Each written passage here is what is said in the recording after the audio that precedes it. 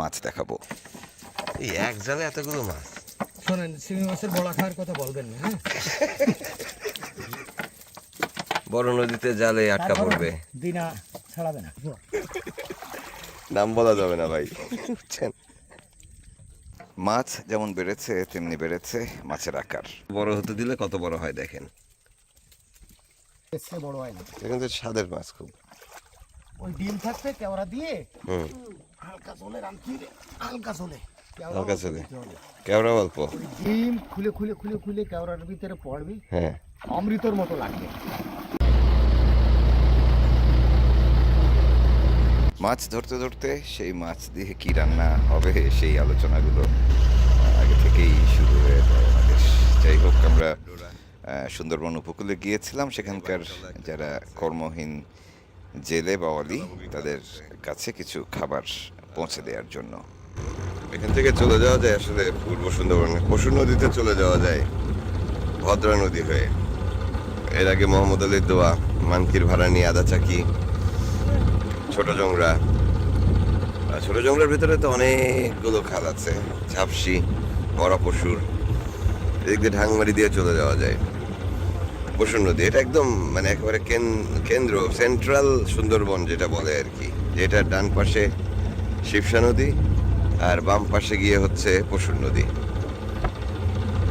প্রচুর মাছ খালে, মানে শুধু বীজ দেওয়া না হলে যে সুন্দরবনে কিরকম মাছ হয় সেটার প্রমাণ আমি দেখতেছি নিজের চোখেই। লোকালয়ের সঙ্গে লাগানো এই সুন্দরবন, এবং এই অঞ্চলে একসময় সুন্দরবনের যে বনদস্যু জলদস্যুরা ছিল তাদের এত দাপট ছিল যে এই পুরো অঞ্চল নিয়ন্ত্রণ করতো এক কথায় তারা, এবং তাদের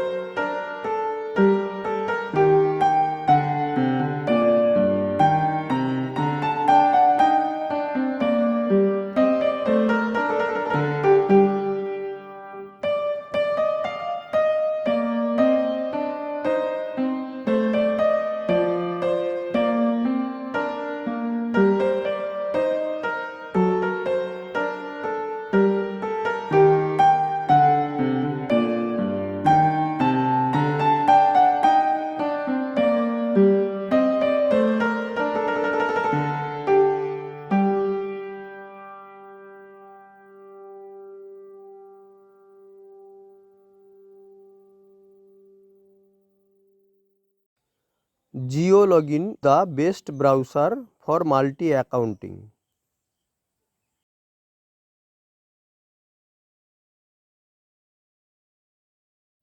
আপনাদের জানিয়ে রাখি, আমাদের চ্যানেলের সমস্ত ভিডিও ফেসবুকে ছাড়া হয় না। আমাদের ইউটিউব চ্যানেলটি সাবস্ক্রাইব করে রাখুন, এইভাবে সেখানে আমাদের সমস্ত ভিডিও পাবেন। ধন্যবাদ।